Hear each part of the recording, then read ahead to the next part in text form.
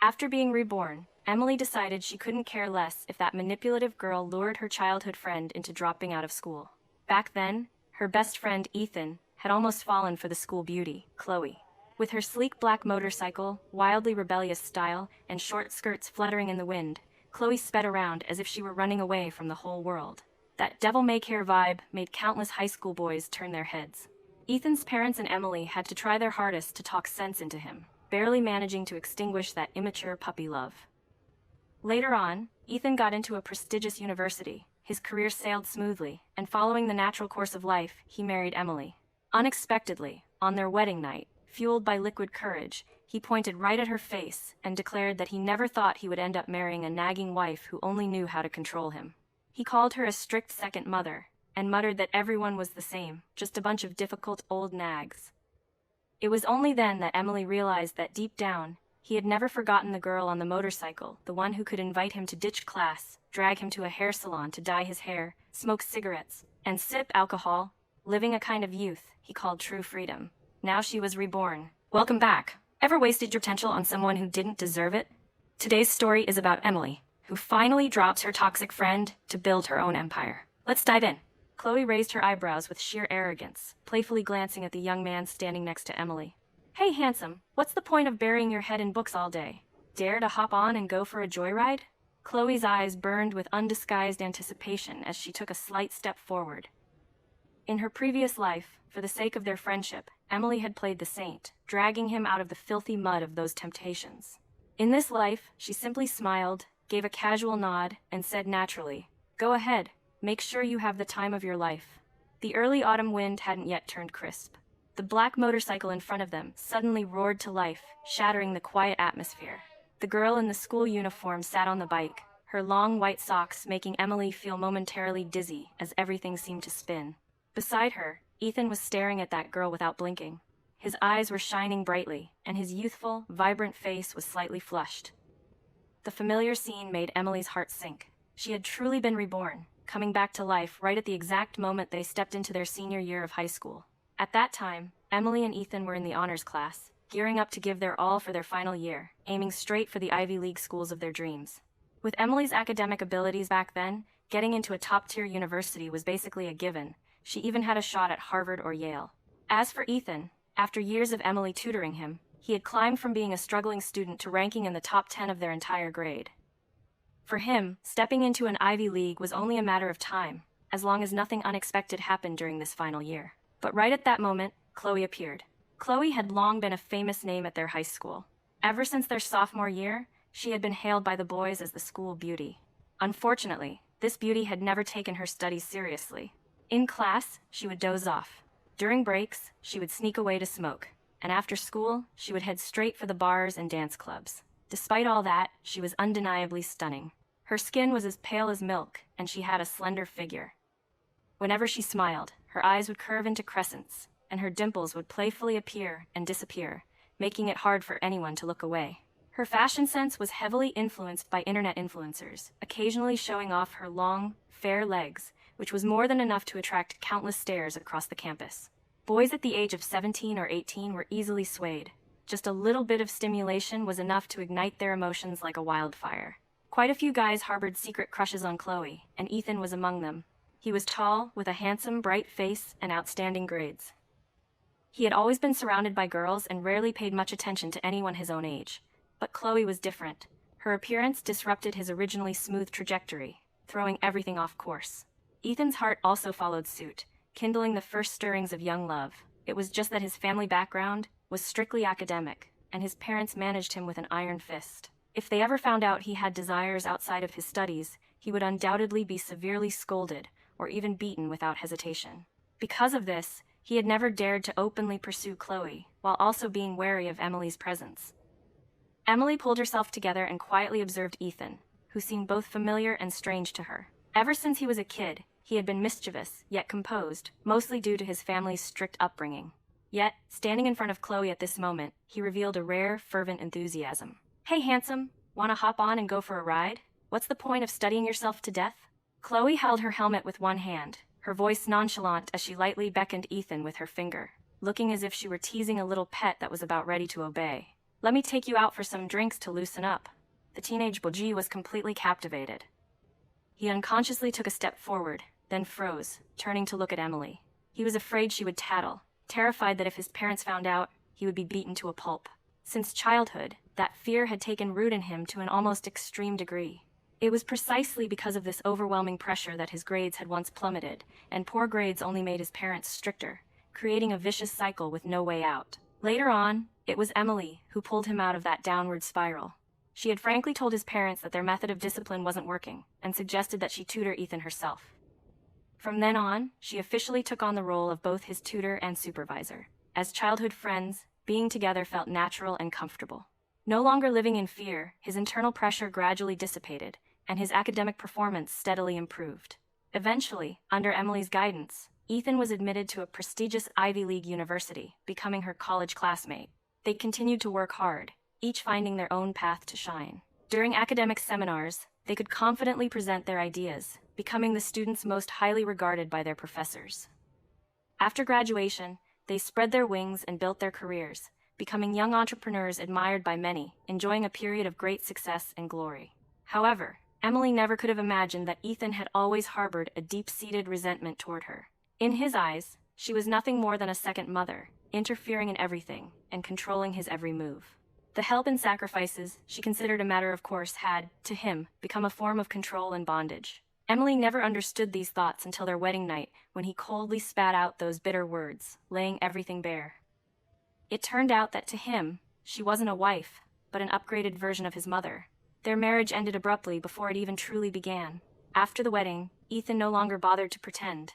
He treated her with cold distance, his words always dripping with sarcasm, mocking her for being even more nagging than his own mother.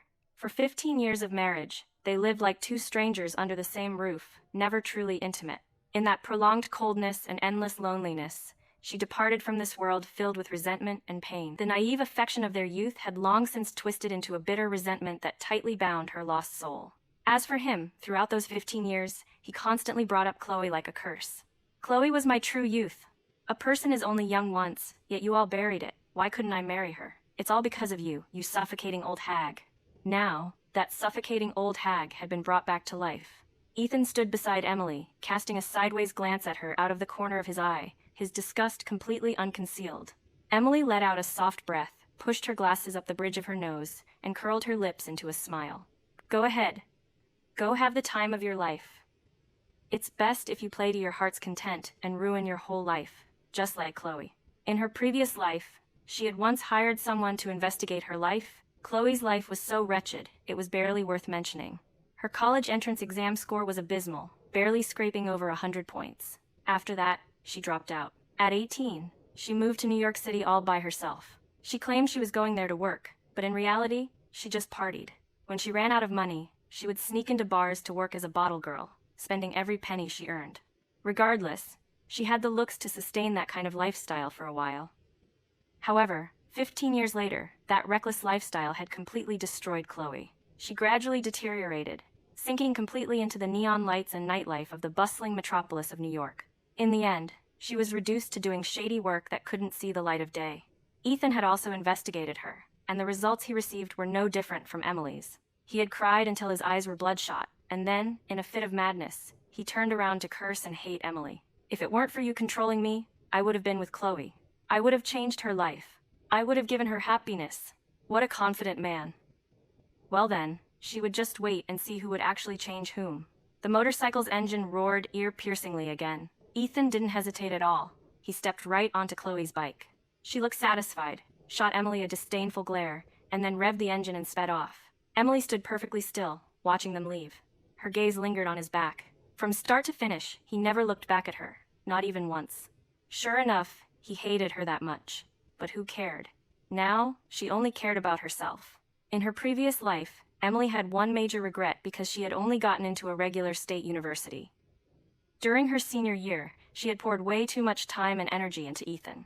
Back then, he was secretly seeing Chloe, and his grades were constantly slipping.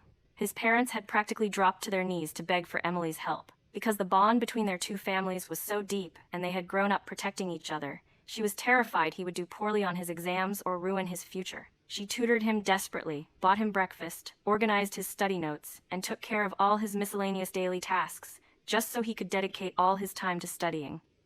Meanwhile, he calmly enjoyed her sacrifices on one hand, while remaining entangled in an ambiguous relationship with Chloe on the other. Emily had originally been the most promising candidate to get into Harvard or Yale, fully capable of breaking the school's 5-year curse of no one getting into those 2 Ivy League institutions. In this life, without the burden named Ethan, if she still couldn't get into Harvard or Yale, she would truly be doing a disservice to her own dreams. In that moment, she was filled with motivation, quickly pouring all her mind and soul into her studies. This was what youth was supposed to feel like. As for Ethan and Chloe, she couldn't even be bothered to spare them another glance. It was just that lately, rumors about the two of them were multiplying. People were whispering everywhere. They've gone public. It's crazy. Dating in high school, and they're not even trying to hide it. Especially Ethan isn't. He a top student in the honors class? He looks totally wild now. Turns out even the good students have a thing for white socks, huh? The other day I saw the school beauty wearing black ones. It was even more alluring. Wait, wasn't Ethan's girlfriend Emily? Did Emily get dumped? Emily was that very person, but she didn't say a word. Having lived through a past life, her heart was as calm as still water. She had no interest in inserting herself into their gossip. She just wanted to fulfill her dream of stepping into the Ivy League. In less than a month, she forced herself to get used to the intense, fast-paced life of youth again. Studying was indeed exhausting, but once she adapted, everything became natural. She even found herself deeply fascinated by it. Right at that time, Ethan came looking for her. Actually, they were in the same class and saw each other every day, but Emily felt like she hadn't seen him in a long time. It wasn't because he was skipping class, but because there was simply no room for him in her field of vision anymore. He cornered her out on the balcony. The moment he opened his mouth, he harshly interrogated her. "My parents beat me again. Are you satisfied now? Will you only be happy when I'm beaten to death?" Emily froze. "What are you talking about?" Still acting? My parents found out about me and Chloe. Who else would snitch on us besides you?" Ethan gritted his teeth, his eyes so fierce that it looked as if he would raise his hand to strike her the next second. Not giving her a chance to retort, he continued to yell, "Emily, let me tell you, your snitching is useless. I will absolutely never come back to you. I love Chloe with all my heart now." At this point, his voice suddenly grew agitated. "She gives me this intense feeling. She showed me how colorful life can actually be, and she made me understand what youth is truly about." He paused, the corners of his lips curling up in pure arrogance. "And you? All you know is studying, day in and day out. You always use my parents' words as the golden rule to force me to study. Don't you find yourself disgusting?" Then, as if he had finally poured out everything, he sneered. "Actually, I know you've always liked me. Everyone gossips about it. But I don't like you. Do you know why? Because you're exactly like my mother. Just like her, you're nagging and meddlesome. A real, difficult old hag." Having vented all the words hidden in his heart in one breath, his face was full of wicked satisfaction after he finished speaking. Right. He had seen her as a difficult old hag for a very long time. How could he possibly like her? It was just that in their previous life, he had hidden it too well, only revealing everything after they were married. But in this life, having been with Chloe for less than a month, he couldn't even be bothered to hold it in anymore. The power of love was truly terrifying. Emily shook her head, feeling nothing but a mix of amusement and bitterness in her heart. She had once asked him, if he hated her so much, why did he still marry her? His answer was that there was no better choice. She was the most suitable option because she was capable enough to help him build his academic and professional career. The union of their two families would also allow them to go far together. It was just that in his heart, above the best, there was always a better, and that better was Chloe. Emily looked straight at him, her voice turning completely icy. "Ethan, brains are a good thing. You two should really get yourselves one. You and she act like you can't wait to flaunt your relationship to the whole world, and now you're finally scared of your parent? If I wanted to snitch, do you think I'd wait until today?" She looked directly into his eyes, not hiding her disgust. "So stop acting like you're so important. Whether you live or die has absolutely nothing to do with me." She gave a faint, mocking smile, turned around, and walked away. Saying even one more word to him felt like bad luck. Ethan stood frozen in anger, a hint of bewilderment flashing across his face. Perhaps he didn't understand why her attitude was so cold and disdainful. Before, if his grades dropped even a little bit, she would be so anxious she'd go crazy. But now, not only did she not care, she also found him incredibly dull. So dull that if he got in the way of her exams for Harvard or Yale, he wasn't even worth her attention. Fortunately, after that, Ethan didn't come to bother her anymore. Every day, his face was flushed with color, and he was in high spirits. Clearly, his mind was no longer on his studies. He was definitely immersed in the sweet world of Chloe. The crucial exams arrived before long. This time, Emily gave it her all. Her performance far exceeded her expectations, effortlessly securing first place in the entire grade and leaving the second-place student behind by a full 15 points. She remembered clearly that in her previous life, she had only placed third. It seemed her form was still intact. She was endlessly thrilled. On the contrary, Ethan furrowed his brows tightly, standing in front of the ranking board, staring blankly as if he were paralyzed. This time, he had plummeted straight out of the top 200, his grades going into a freefall. That night when she got home, Emily heard shouting echoing from the house next door. How could this happen? You were in the top 10, and now you've dropped past 200? How are you even studying? Is it that Chloe girl who has you so bewitched? You still haven't broken up with her, have you? That angry voice belonged to Ethan's parents. Their two families had been neighbors for many years. Emily listened calmly. For the first time, Ethan talked back. What's the point of studying so much? Am I supposed to be like Emily? Wearing those ugly glasses, looking gloomy every day, and being a bookworm that bores people to death just by looking at her? You dare mention Emily? His father was trembling with anger. Do you know that she is the one who shaped you into a decent person? Without her, you wouldn't have even gotten into high school. His mother was beyond disappointed. How did you turn into this? Emily doesn't even come to our house anymore. You must have done something wrong to her. We had to call in all our favors in the past to ask her to help you, and you don't even appreciate it. It seems I need to make a trip to the school. If it were before, Ethan would have been trembling in fear. That fear seemed ingrained in his flesh and blood since childhood. But at this moment, he exploded. If she doesn't come, then whatever. Who needs her? I don't want to study anymore. I don't believe I'll die if I don't study. You're only young once, and I don't want to waste it. You ungrateful brat. His parents were so furious they were about to explode. Ethan slammed the door and left. He was probably going to find Chloe again.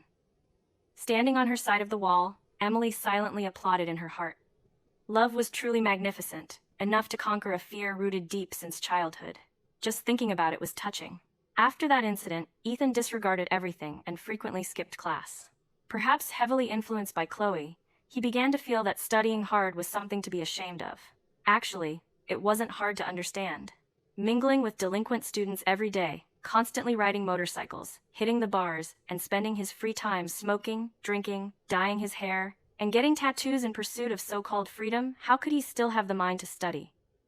If Ethan still cared about studying, Chloe probably wouldn't have even batted an eye at him, and even her friends would have looked down on him. You are the company you keep.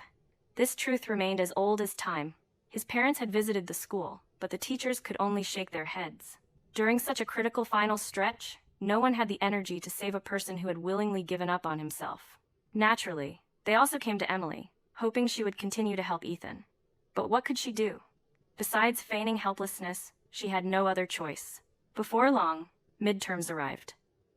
Emily once again ranked first in the entire grade, this time leaving the second-place student in the dust by 26 points. As for Ethan, his rank plummeted to 560. He was no longer the boy who made girls swoon. The halo around him had vanished. The childhood friend who used to stand in front of her to protect her was nowhere to be seen. On her way home, Emily ran into him. He looked extremely nonchalant, a cigarette dangling from his lips, scrolling on his phone with one hand. He was clearly waiting for someone. She walked past him as if she didn't see him at all. However, he looked up and abruptly called out, "Emily, I told my parents I ranked 60th. If you dare expose me, I'll kill you." Kill her? He had truly transformed completely.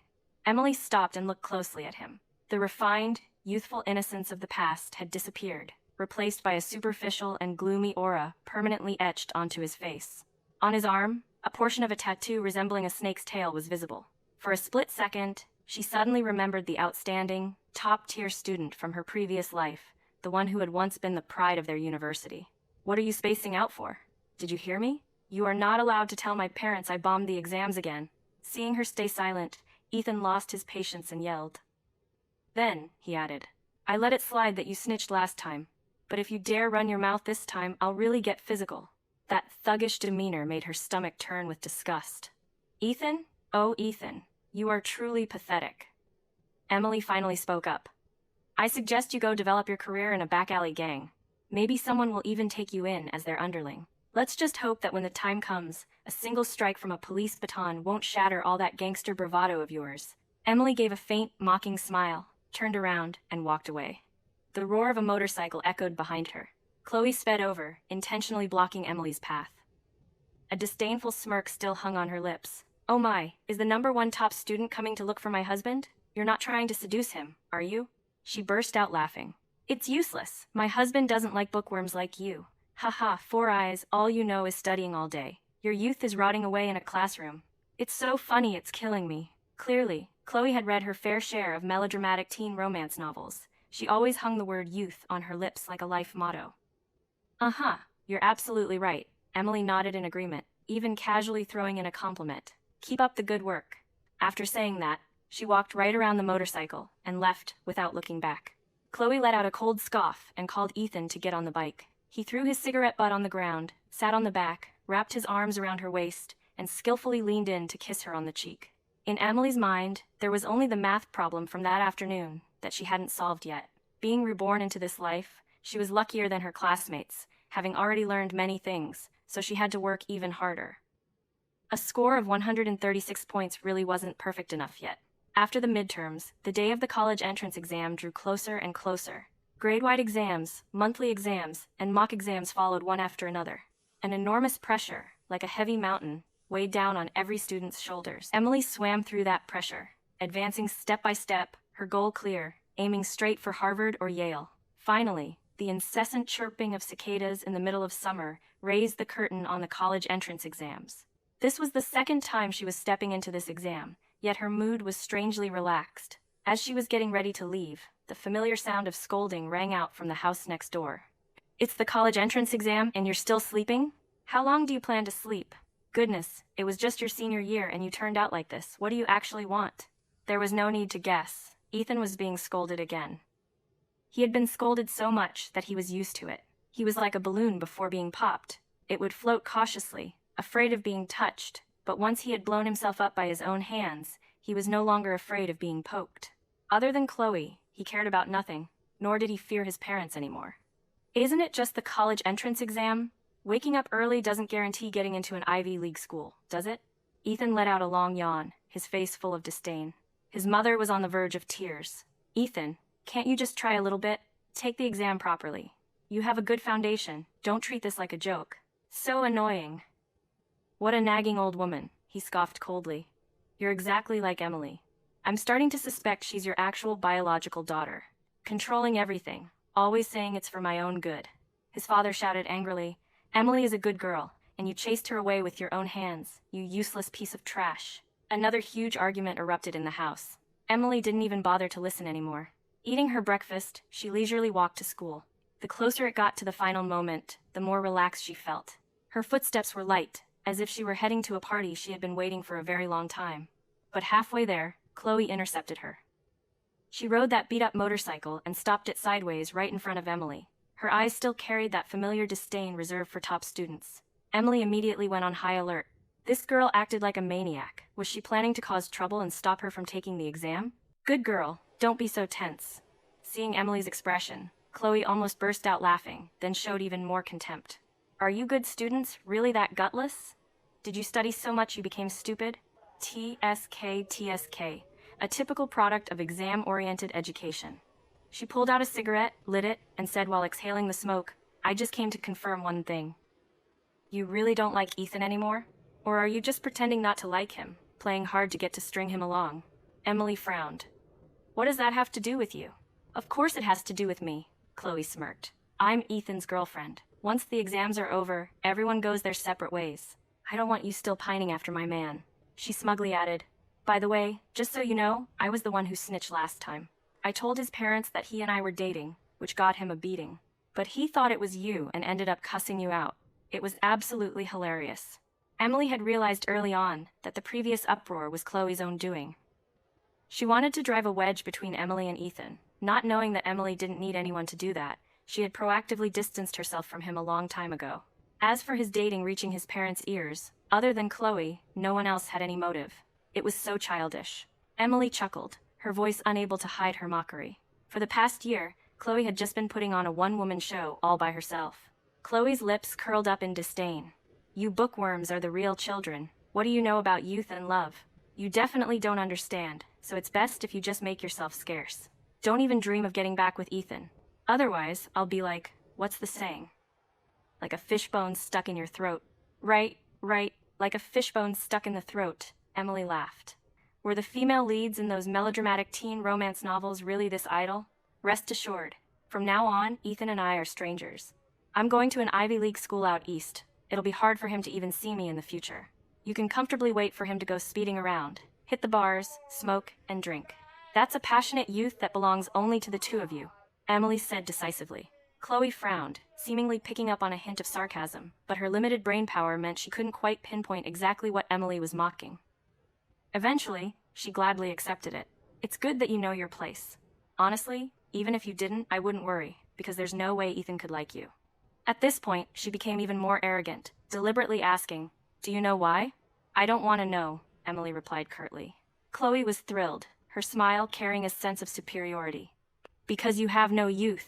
You don't smoke, you don't drink, you don't go to bars, you don't have tattoos, you don't kiss in the rain, you don't speed around like there's no tomorrow.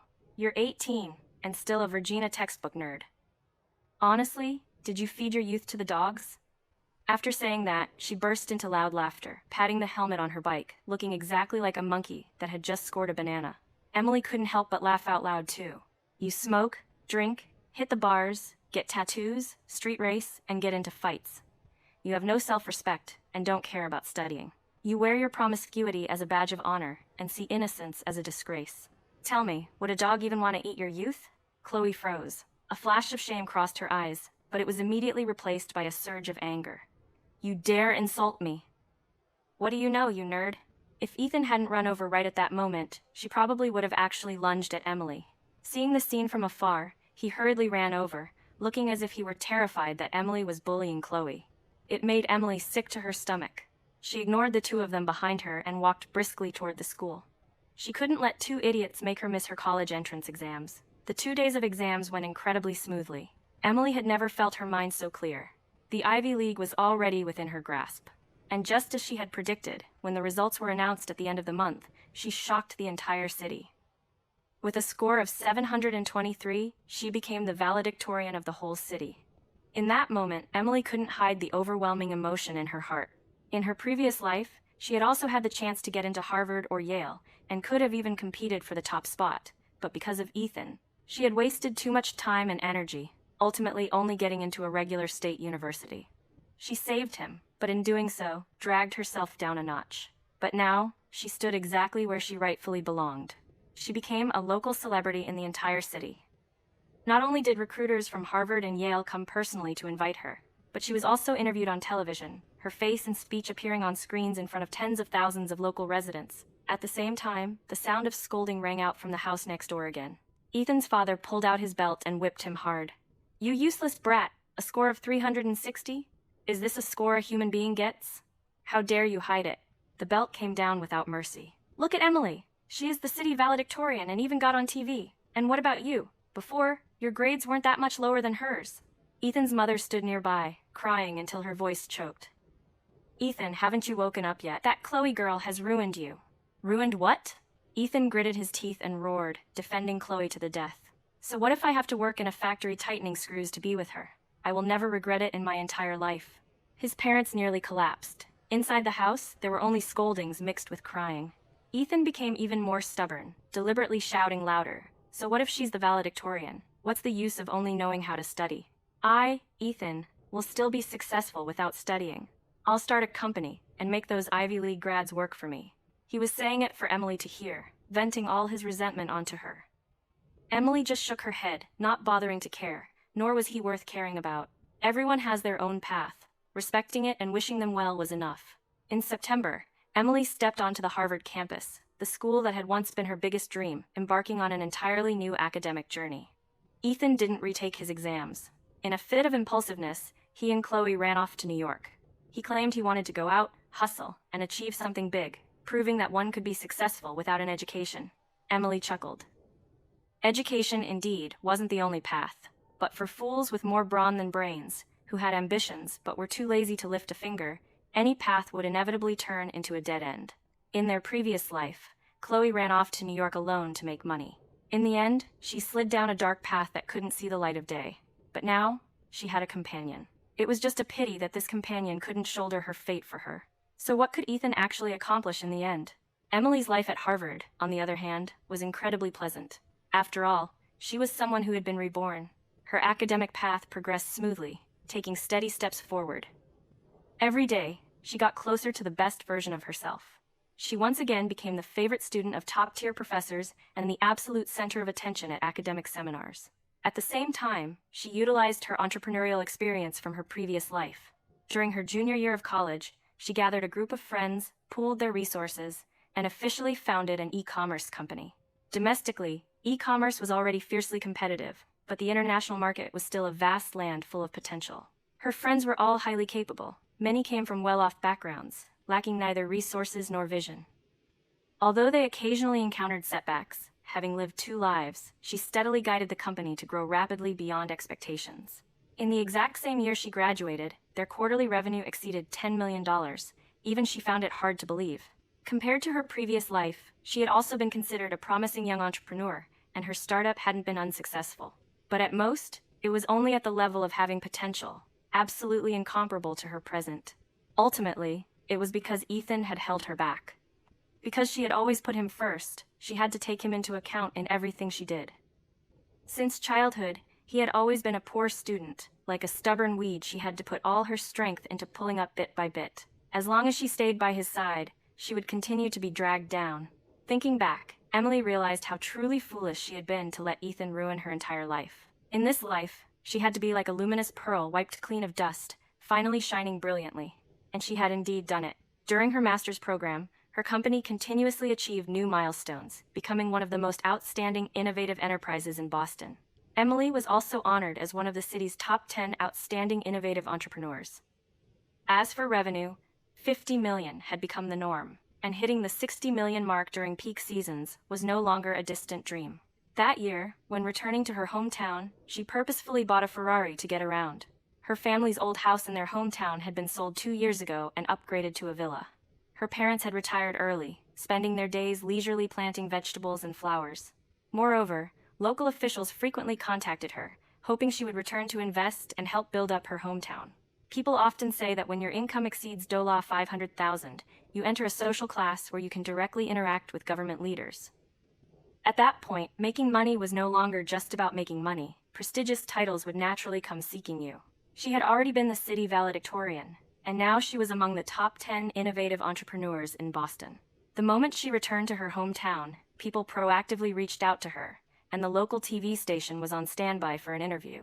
It was truly a time of boundless glory. Emily had to spend several days attending these meetings, while also donating to build a road for the city, and gifting her old high school $2 million in cash. Only after all that did she have time to spend with her parents.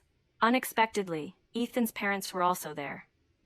They were both teachers, historically calm and composed, yet at this moment they were on pins and needles, unable to sit still. The moment they saw her, they immediately stood up to greet her, shaking her hand with great respect and showering her with endless praise. "Emily, you are so incredible. We heard you're getting your master's degree and opened a company in Boston, making tens of millions." Tens of millions was just an exaggerated rumor, but in their eyes, she was already an untouchable, wealthy magnate. "Not at all. I was just lucky enough to make a little," Emily said modestly. "Please, have a seat." She took the initiative to pour them some water. They were both happy and anxious, thanking her profusely. When she asked what was going on, the two of them instantly became awkward, wanting to speak but hesitating. Her mother, sitting nearby, spoke up coldly. "They want to ask if you have a boyfriend yet." Emily frowned. Ethan's parents immediately blushed with shame. His mother even had tears welling up in her eyes, lowering her head, not daring to look at her. Emily understood their intention. They were harboring a sliver of unrealistic hope, wanting to rely on the childhood bond between her and Ethan to try their luck. Maybe she still had feelings for him. Maybe she was still attached enough to get back together with him.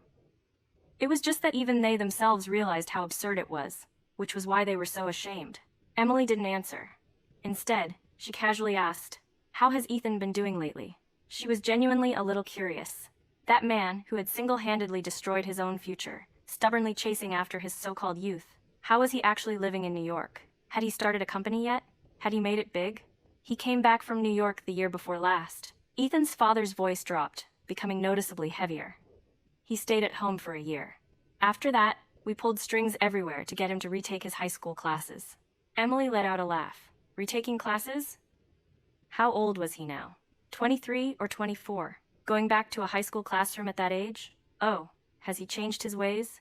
She said nonchalantly. But public schools probably wouldn't take him, right? I must have gone to a private school to retake them, her mother chimed in indifferently. She had long lost any shred of goodwill toward Ethan. Yeah. Ethan's father nodded, his eyes red. We got him into the best private school, but he just couldn't keep up. Every time he took an exam, he was dead last.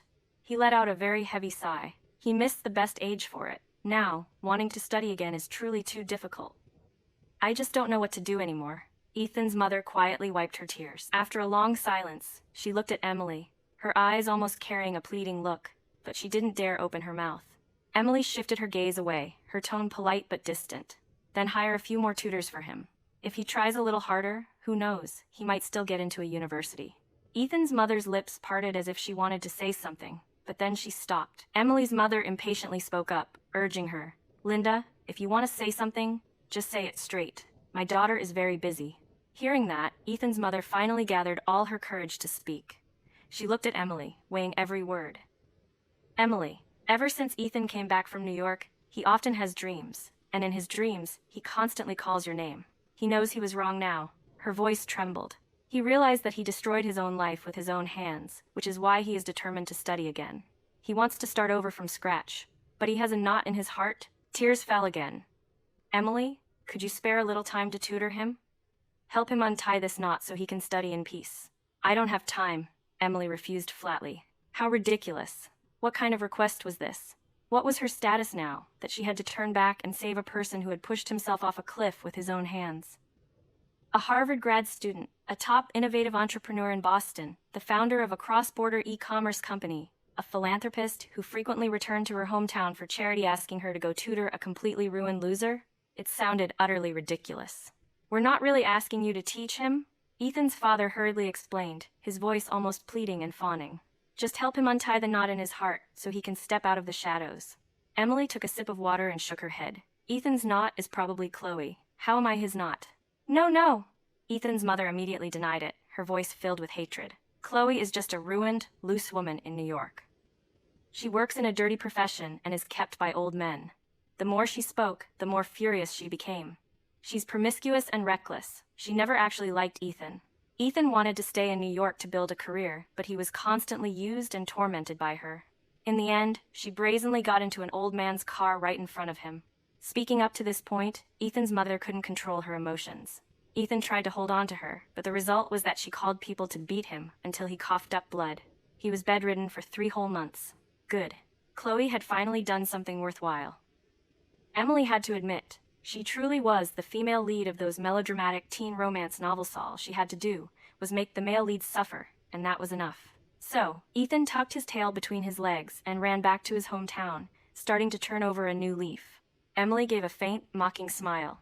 The two of them nodded continuously, trying their hardest to emphasize that he had realized his mistakes and wanted to restart his life.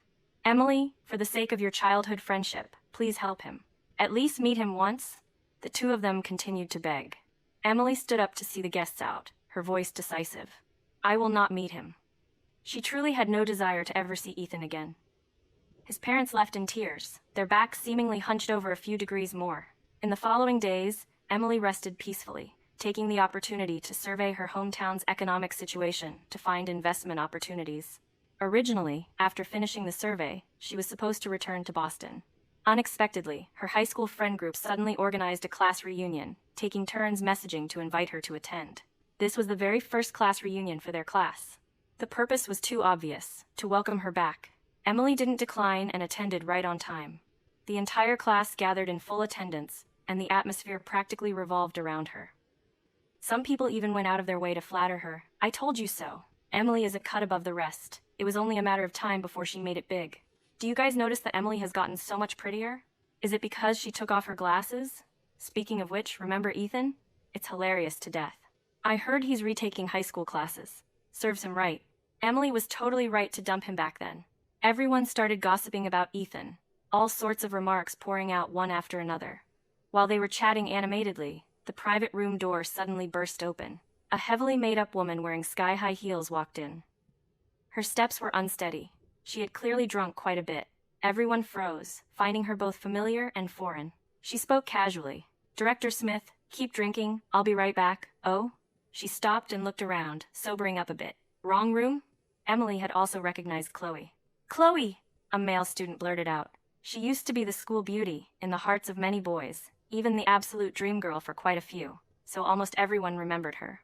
Whispers arose as people recognized her one after another. Chloe quickly composed herself. Her gaze immediately locked onto Emily, and then, as if understanding something, she smirked. "Ah, the honors class," she sneered. "Long time no see. A class reunion?" Her tone was nonchalant, the corners of her lips still holding that familiar, disdainful smile. Even now, she still looked down on them, the bookworms from years ago. "We're just having a friendly get-together," someone replied. "I heard you went to New York. When did you get back?"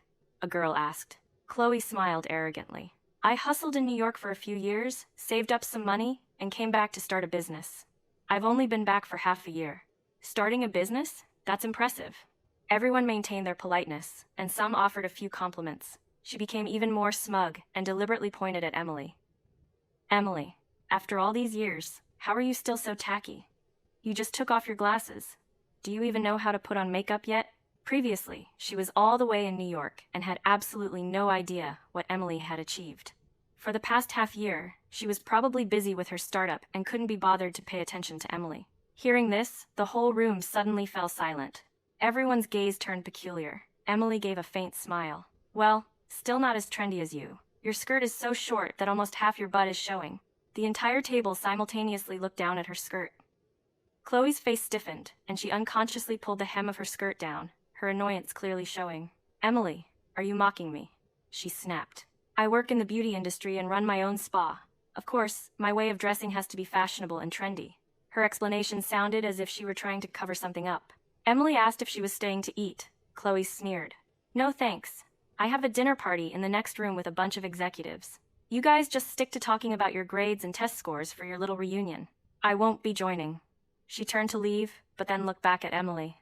"Oh, by the way, Emily, I don't need Ethan anymore.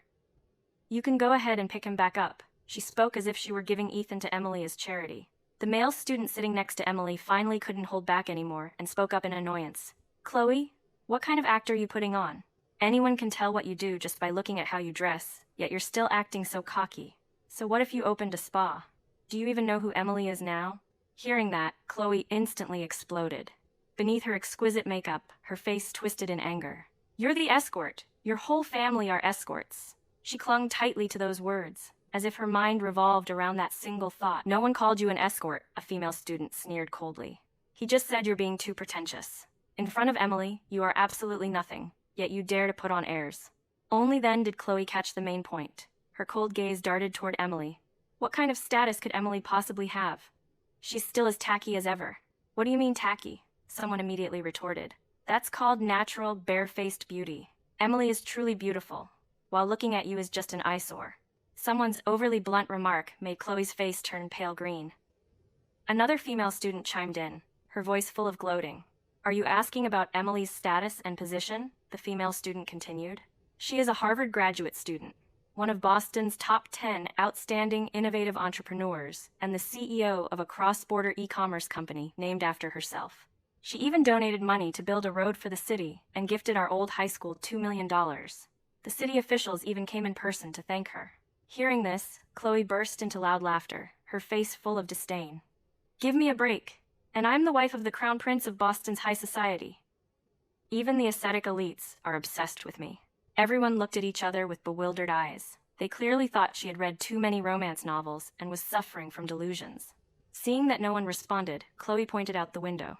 "See that Ferrari out there? That aesthetic elite gifted it to me." Everyone's gaze simultaneously turned toward Emily. Emily let out a sigh, took out her keys, and pressed a button. The Ferrari outside emitted a clear, crisp, unlocking sound. "I heard you say the Ferrari is yours?" Emily looked straight at Chloe. Chloe was dumbfounded. Her eyes were glued to the key in Emily's hand, and her face turned deathly pale. She couldn't believe the Ferrari belonged to Emily. How was that possible? She absolutely refused to believe it. Just then, the door to the private room burst open again. A bald, middle-aged man frantically poked his head in. "Chloe, what are you doing in here? Director Smith is angry. Do you even know how to entertain guests and pour drinks? Get over here right now!" he barked, seemingly not yet noticing that the room was full of people. Chloe trembled, her face as pale as if she had been stripped of her skin. She hurriedly tried to explain to the class, "He is an investor in my spa." "Invest my ass. I'm the one who put the money into the spa. If you don't obey, then get the hell out. There are plenty of women who can replace you," the man continued to yell. Only then did he realize there were so many people in the room. He instantly shut his mouth and dragged Chloe away. Her lips trembled, and she looked completely drained of her soul as she was pulled out. Her dignity was entirely shattered. Everyone understood exactly what she was doing. She was nothing more than a kept tool used to serve others. It was truly pathetic. The class reunion ended in an indescribably awkward atmosphere. Quite a few male students sighed in regret. After all, the dream girl, the pure moonlight in their heart had completely shattered. Sometimes, the collapse of an idealized figure caused more pain to the admirers than to the person herself. Emily didn't care much. She walked out to the nearby riverbank alone to catch some fresh air and clear her head. She had been to this river many times. When she was little, the embankment wasn't this high, and the railings hadn't been built yet. Emily and Ethan used to wade into the river to swim, occasionally catching a few small fish stuck in the rock crevices. As time passed, this area had been developed into a corner of a park where people could take leisurely strolls along the river. It was just that the weather wasn't great today. The sky was gloomy and gray, and pedestrians were sparse. Emily stood by the riverbank, enjoying a rare moment of tranquility. Suddenly, footsteps echoed from behind her. Someone was approaching. Emily turned her head. Under the dim streetlights, a man dressed in black was walking toward her. Because he was backlit, she couldn't see his face clearly, but he gave off a familiar feeling. She frowned. Just as she was about to turn around and leave, a voice rang out from behind her. "Emily, wait." The man's voice was hoarse and low, sounding like a wounded beast. It was Ethan. Emily stopped and turned to look at him, her tone calm. "When did you get here?" "I've been here for a while," he replied. "I wanted to go to the class reunion, but I didn't have the face to walk in." Ethan stepped closer, close enough for her to see him clearly. His face was covered in the marks of hardship and exhaustion. There was no trace of his former youthful innocence or bright demeanor. His back was slightly hunched, as if the years in New York had weighed him down so heavily that he couldn't lift his head. In short, he had changed entirely. Emily looked at him with cold, indifferent eyes. He also looked at her, a faint glimmer of light suddenly flashing in his dull, cloudy eyes. "Emily," he said softly, "you've gotten so much prettier. Or maybe you were always pretty. It's just that I was so used to seeing your face back then that I never realized it." Emily felt nauseous. "What exactly do you want?" "I don't want to drag this out. I came to apologize." Ethan sniffled. "During those years of struggling out there, I truly realized how stupid and useless I am." His voice was sincere. "Those were years of miserable helplessness. I've never been so desperate. Even to deliver food, I had to fight with others for orders. When I tried to enter office buildings, security guards would chase me away. When I wanted to work an office job, they wouldn't even look at me. I only had a high school diploma. Who would hire me? I was so incredibly stupid. For the sake of so-called youth and love, I destroyed my own future." His voice gradually grew agitated. "I should have taken the college entrance exams like you. At the very least, I could have gotten into a top-tier university. Even if I didn't, I would still have a bachelor's degree by now. But now..." He lowered his head, unable to continue. "Are you done talking?" Emily asked. He looked up, staring at her without blinking. "Emily, I finally understand how good you were to me. You were my guardian angel, always saving me, but I..." He reached out, intending to grab her shoulders, but she agilely dodged. His hands froze midair and then dropped. Tears welled up in the corners of his eyes. "Emily, you're not a difficult old hag," his voice trembled. "You are a rare savior in my life. We've known each other since childhood. We were never meant to be apart," he continued, choking back sobs. "After seeing Chloe's true colors, I finally understood that the person I should love is you. Deep down, I love you. It was just youthful impulsiveness that blinded me. I deserve to die." Ethan burst into tears, suddenly grabbing Emily's hand tightly, shouting in near desperation. "Emily, I was wrong. Can you please come back to me?" All of his rambling words before had ultimately just been leading up to this one sentence. Come back to him? Impossible. Emily decisively pulled her hand away. Ethan was stunned, tears still streaking his face, looking both pathetic and comical. Why? Was all your past affection for me fake? We were meant to be a couple, meant to be together for a lifetime, he said, sounding both frantic and disappointed. Emily sighed softly. If you had bothered to read more books, maybe you'd understand why. But you were only busy smoking, drinking, fighting, and going to clubs, so you don't get it. She emphasized. Between us, there is already a thick, sadly impenetrable wall separating us. Ethan gritted his teeth. What kind of quote is that? Did you get it from the internet? It's from Lu Xun's My Old Home, Emily replied calmly. He used it to describe the insurmountable distance and deep chasm between people. She even kindly explained it to him with a few sentences. He just stood there blankly, scratching his head in awkward confusion. I know, I've read it. From now on, I'll study hard. I'm retaking my classes, Emily. Can you come tutor me? Emily didn't answer. She pulled out her phone and dialed 911. Hello, is this the police? I'm at the East River bank of Centennial Park. There's a strange man continuously harassing me. I need assistance. She called the cops. Ethan looked at her, so shocked he could barely stand. Tears flooded out again like a tidal wave, as despair completely swallowed him whole.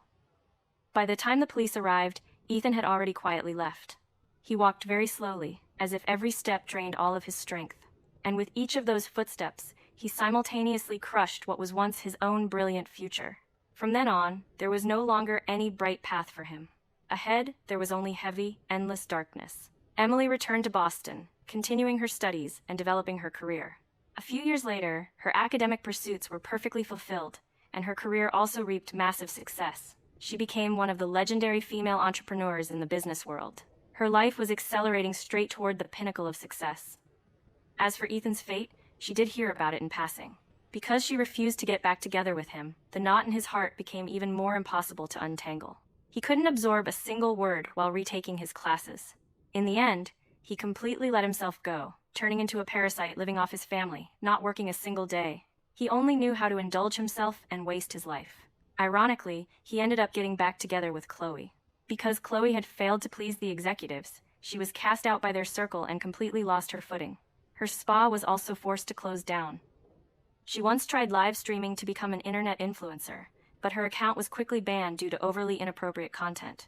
Later, through a mutual acquaintance's introduction, she transitioned to working in the foot massage industry, becoming a so-called golden technician. Ethan, meanwhile, had developed a habit of getting foot massages. That was how the two of them crossed paths again. The moment they saw each other, they immediately got into a screaming match, fighting until both ended up in the hospital. And then, absurdly, they got back together. Two ruined wrecks patched themselves together just to scrape by day to day. A husband who leeched off his family, and a wife who gave massages. They had minor arguments every 3 days and major blowouts every 5. The wife would slap the husband, and the husband would punch the wife, making the concept of pain the absolute center of their lives.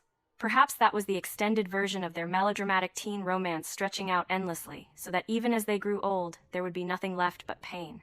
As for Emily's story, it could be summed up in one word: exhilarating. In her previous life, she had walked down the wrong path, but a mistake was not a life sentence for one's existence. Some people make a mistake once and spiral downward for the rest of their lives, not because fate is cruel, but because they never dare to take responsibility for their own choices. As for Emily, it just took her an extra lifetime to see people for who they truly were and to clearly understand her own heart. Youth was not meant to be unconditionally sacrificed for someone else, much less used to save someone else's destiny. In this life, all she sought was to live with a clear conscience and absolutely no regret. You reap what you sow. True freedom isn't about acting out, it's about building your future. Stop draining your energy on people who only drag you down. Drop a comment, like, and subscribe.